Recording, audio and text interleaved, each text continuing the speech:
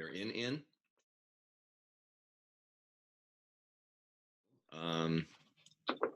Let me do this. Well, good everybody. Tim here with Senators Kitchel and Cummings, and normally at the end of a legislative session, we would do an availability to talk about what some of the highlights were in terms of legislative accomplishments, budget, revenues, education issues.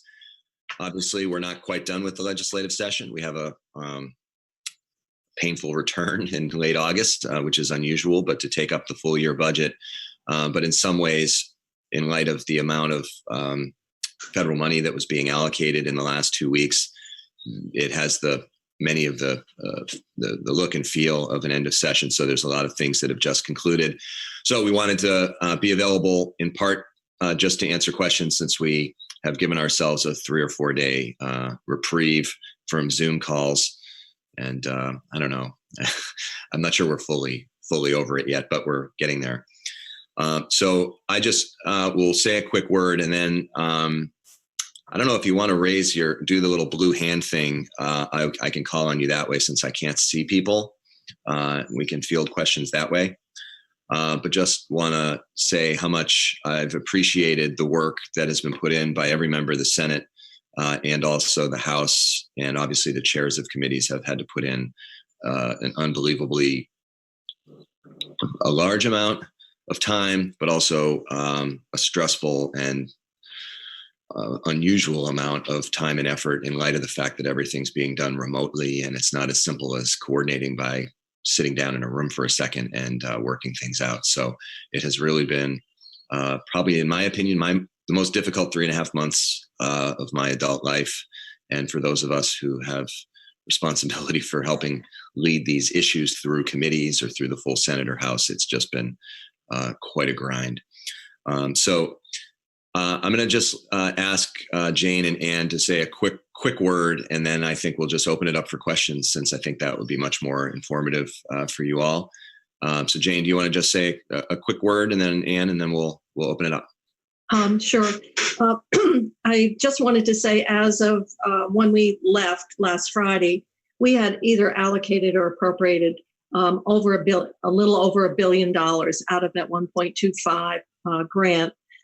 So a lot of the money has been dealt with through the legislative process. There is some left, and as I've said before, our goal is to be able to have something after July 1st so that we can respond to needs that we will experience after the 1st of July, and give us some flexibility there. One thing that doesn't, as I was looking at all the spreadsheets that's gone out, there's one area of spending that I view as very much in the economic stabilization arena, and that is what we have done with our public higher education funding. And $63 million has been appropriated to address the problems with that COVID has presented to our public higher ed. And we've had a lot of attention placed on our state college system, simply because of their funding, their fragile fiscal situation. But we know, and we heard from our state economists, that we need to think about higher education more in terms of economic development. There's about a 3-to-1 return. And for those of us who live in areas that the state college serves, such as the Northeast Kingdom, Lamoille, Orange, those institutions are really probably one of the most important businesses we've got. So I would just like to point out one thing that is not showing, and I would put very much on the business stabilization side of the ledger, is over $60 million to support higher education. So we have put forward what we hope is a sense of priorities. For me, one of the things that we wanted to focus on was trying to do as much as we could in broadband, which Ann Cummings will talk about. Also for the healthcare, and for us in the Senate, doing something on hazard pay was one of our top priorities. These are people who put themselves at risk and are lower wage employees. So I think if you look at these bills, you'll see how our priorities are reflected in how the money was appropriated and the balance we tried to achieve. But I do want to simply point out higher ed. This is something I think the legislature has really taken the initiative on. There was we did not receive any specific recommendation from the administration in terms of what we did here, but for many of us in these areas where we're served by our state colleges, they are really one of the most important businesses that we have. So that's just an observation and something I wanted to point out because it really is not reflected in the documents that have been made available publicly. Great. So Thanks. move to Ann. Ann? I think the Senate Finance basically worked in this program on trying to get broadband out to the federal money requires it's for students that are having to learn at home, for people that are working at home, and for telemedicine. And we appropriated or recommended the appropriation of $20 million. And we set up a program where our state goal is to have fiber to everyone's house. We tried to recognizing that wasn't going to be possible because these lines have to be up and running, working by the December 30th. So we set up, that's our goal, but within that goal, we will accept less, down to 25.3, which is your standard coaxial cable and the federal definition of high-speed broadband. We set up a program for extending lines, for putting up new lines and servicing new districts. We set up the ability for schools, medical offices to apply for line extensions for people they knew that needed them. We set up and we asked for monthly reports back from the department. We gave the department a great deal of flexibility. They will be reporting back to us if we find out we've made a mistake in how we've allocated, or that if one sector isn't being used, we have the ability to transfer it to another. I'm hearing $3,000 is not enough for many people to extend a line to their house. So, if that proceeds and we have extra money somewhere else, we may be able to update that and make it a little more. Okay. Great. Thank you, Ann. I know that Senate Finance has worked closely with the House Energy and Technology Committee the last 2 years, especially to support what we call communication union districts, which typically are communities that have come together when the private sector hasn't connected the last mile to find new strategies to do it. And I think we're hopeful that this might help some of them get some of the resources to get over the hump. And we actually appropriated $800,000 in this bill for CUDs. They have input into any proposal to string lines through their district. Anything that would preclude a CUD going forward would not be covered. But we also recognize that we didn't want that the CUDs, many of them are just in startup mode, and we didn't want to have to say to students or people who needed telemedicine, sorry, your CUD will get there in 3 years, so you have to wait. And again, we were trying to strike a balance. Great.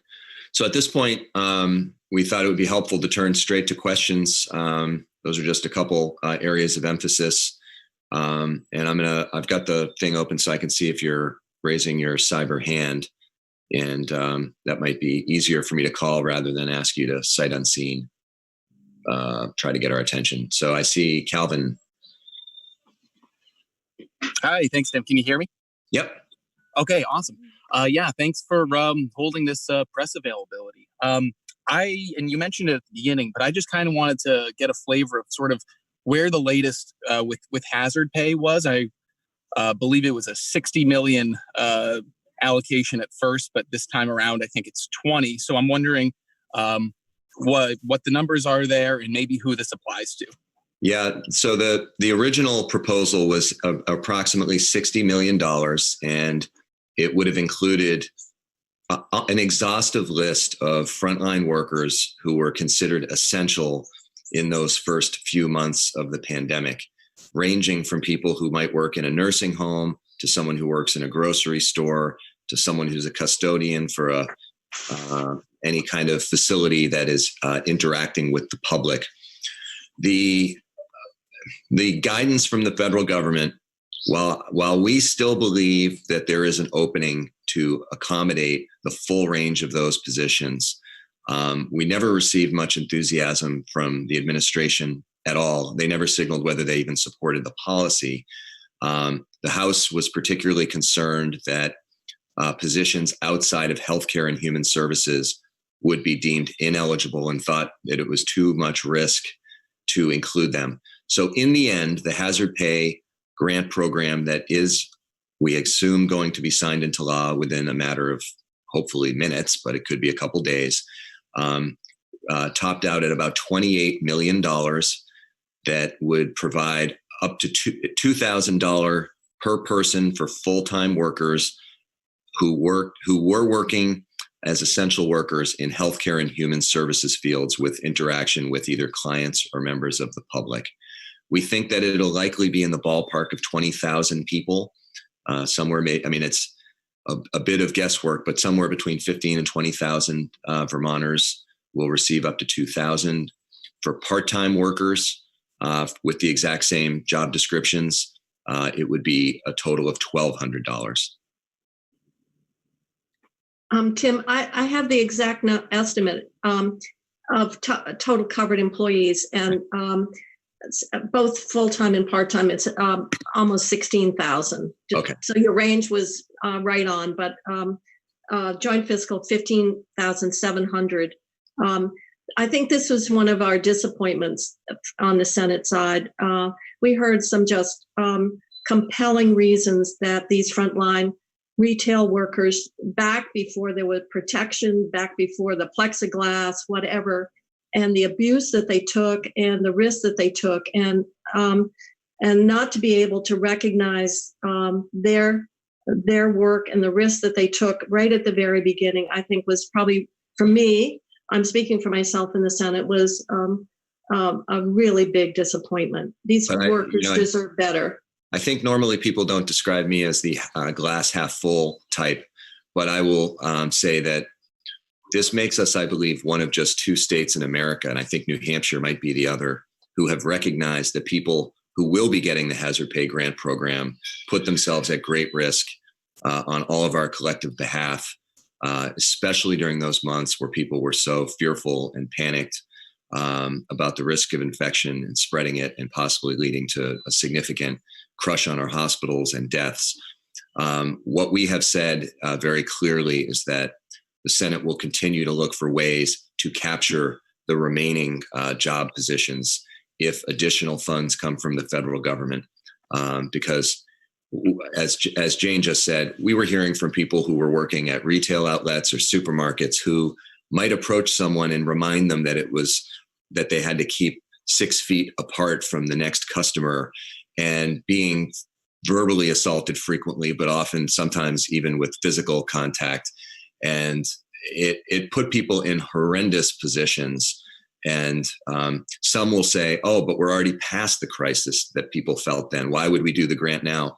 What we're saying is the fact that we're past that moment doesn't mean that they didn't put themselves at great hazard for those 2 months. And so we have not forgotten about the people who've worked in retail or grocery stores or pharmacies and all the other positions that aren't captured with this wave.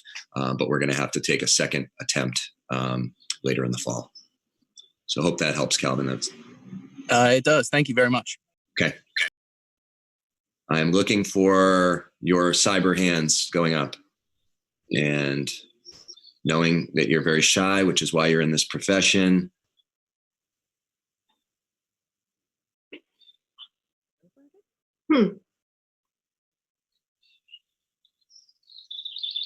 Wow.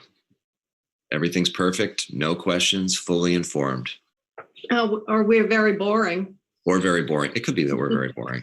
Can you tell us more about the gelato laundering?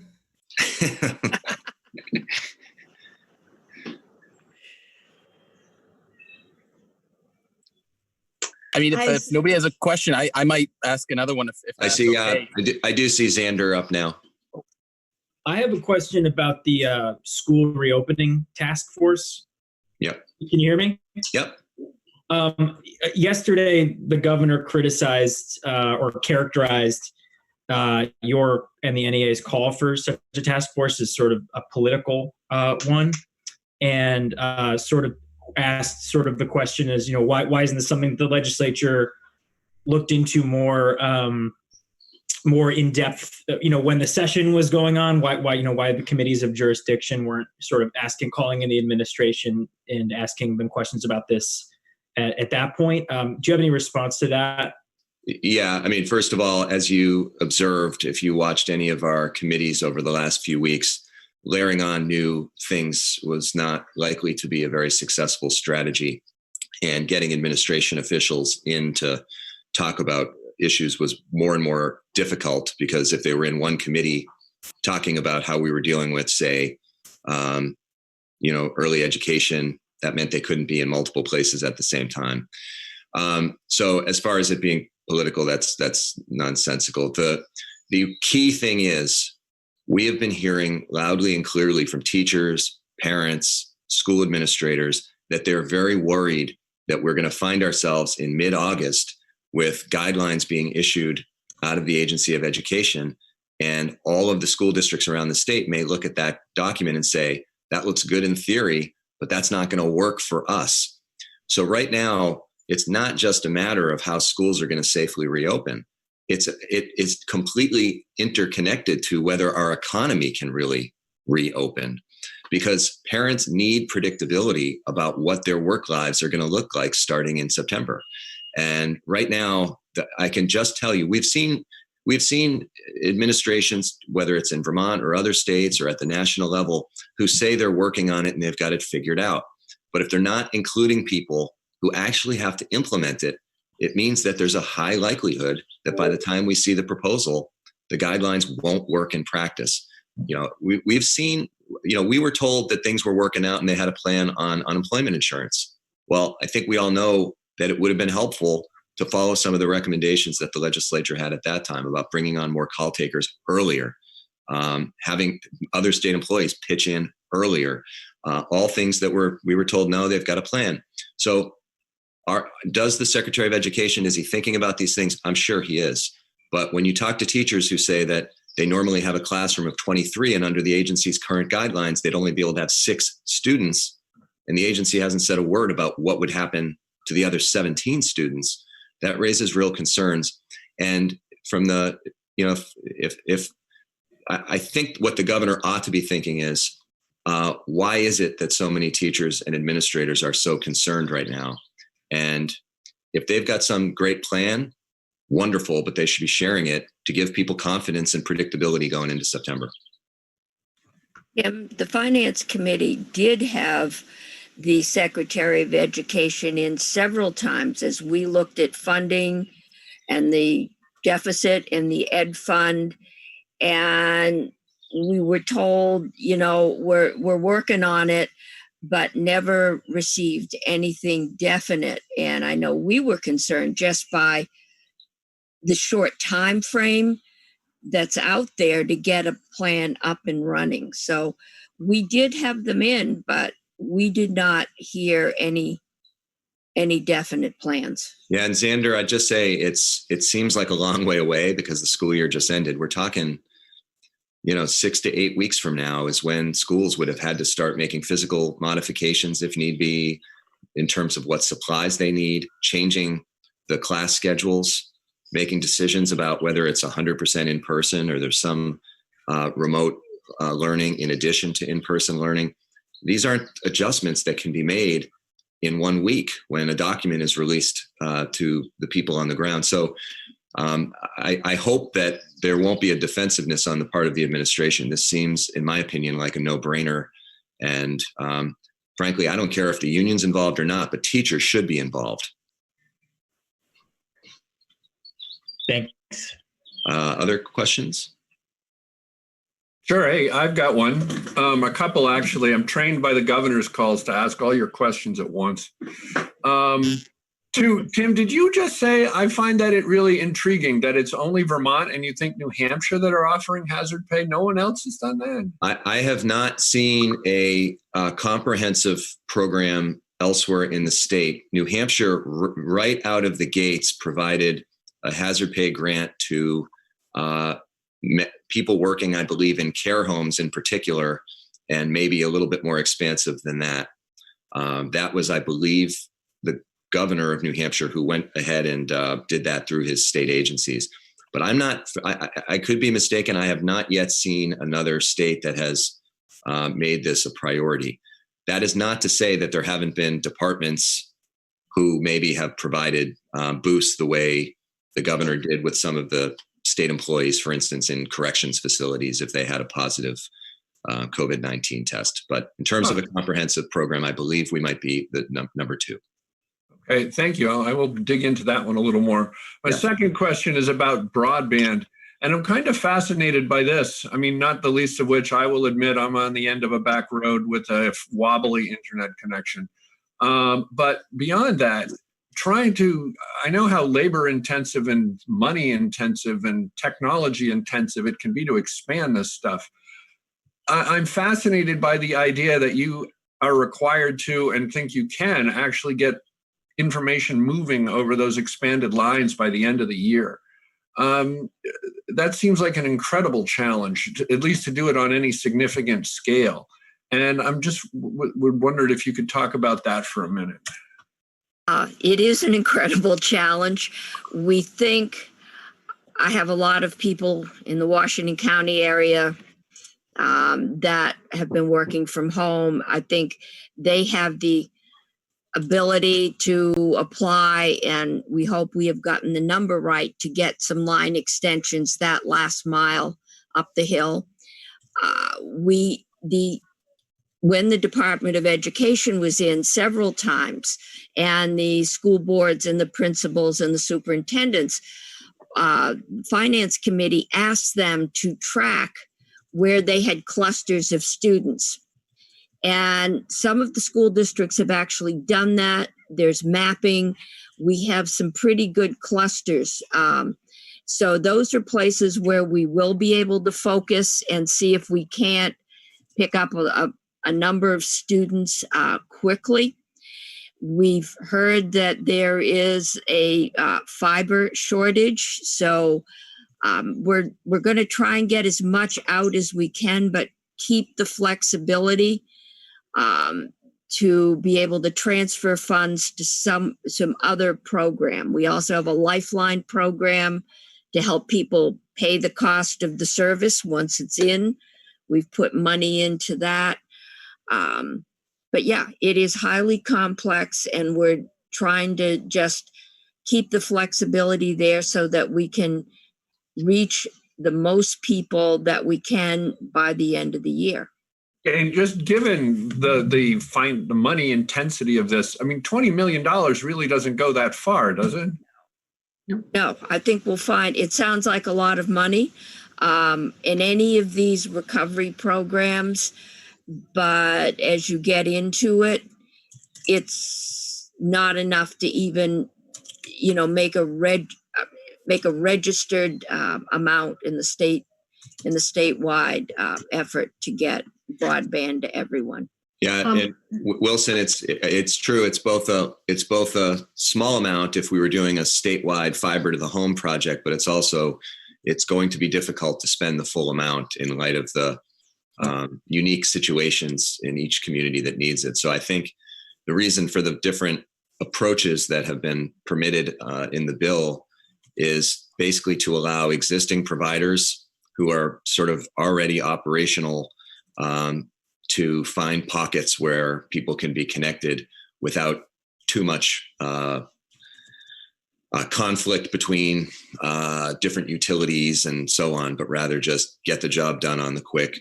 The permitting process, which we just extended, the so-called 248A process, is a bill that we passed out of the Senate Finance Committee just about a week ago. continues to have a process which has been pretty efficient for telecommunications permitting. And so if it's a more modest project, some of them can go through that permitting process quite quickly. So it's our hope that the money will be used in different corners of the state. And I should emphasize again that one of our great challenges up till now has been a prohibition for most providers in Vermont to seek federal funds for broadband build out as a result of VTEL's inability to basically follow through with the massive grant they received under the Obama administration. We've not been able to seek those kinds of large sums of federal money to cover those last unserved homes. Okay, great. Thank you very much. Could I add something to that, Wilson? This is Jane Yes, Kitchel. of course. This is another disappointment, and that the parameters that we were given in terms of the use of the CRF money turned out to be very, very restrictive. Originally, I was hoping to allocate as much as $100 million to support our broadband goals. We hired some outside consultants to see how we could be as creative as possible with the CRF funding. And it turned out to be so restrictive. And so our 20 million is not what we hoped it would be. We wanted to be something, we hoped that we would have the ability to do something very long lasting and very impactful. And the rules were just, and every time we got an interpretation, they got narrower. So this was driven not by our lack of wanting to make this commitment. What we ended up with was driven by what we could use what we could spend the money on that would be permissible under the federal guidelines. Okay, great. Thank you. Other questions?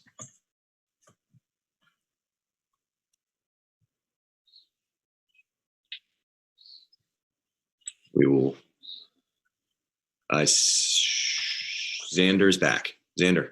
I'm back. I was just wondering, the speaker sent out a press release yesterday calling on the governor to sign the bills immediately. I'm just wondering if there's any doubt or any concern about whether he's going to sign this legislation, if you've heard anything from the administration or not. I think at this point, every expectation is that he signs the bills. I think that my assumption is that it's just the matter of making sure, they have to do a quick review, a legal review of the bills, which they do as a matter of practice. And but I don't see any chance that those don't become law because the need is so great. There's really two things going on, Xander. There's not just the signing of the bills, but then there's the writing of the guidelines for how the money will get dispensed.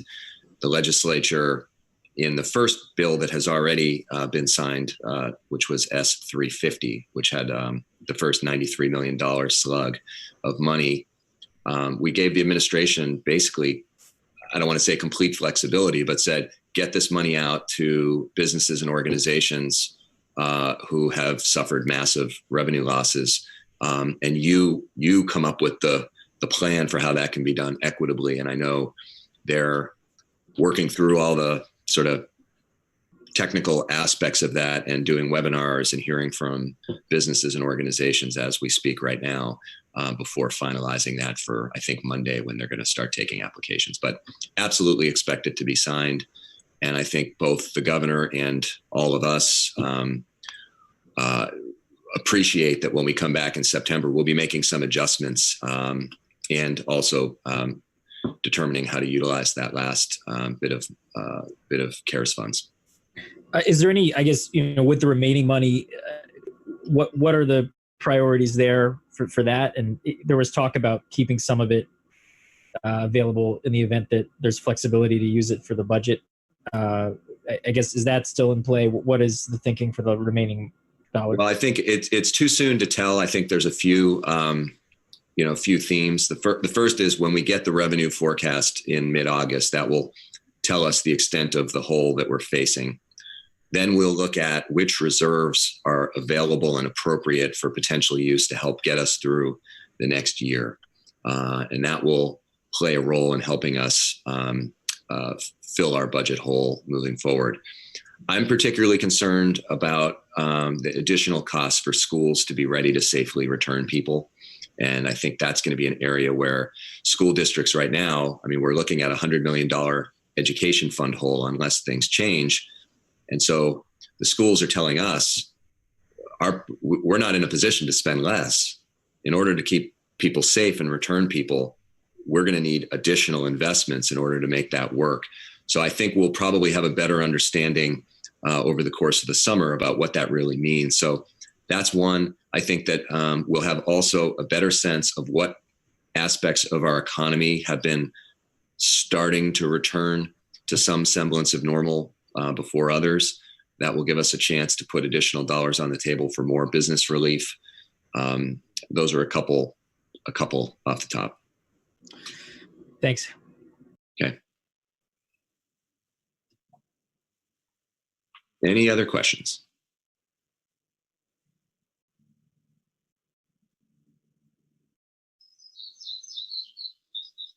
We should have done a 2-hour presentation and held you captive, but Well, we thought your creative questions would have spurred us on. So if we don't see another one in a few seconds, we'll wrap it up. All right. Thanks everybody. Okay, thank you. We're out. We are out. Okay.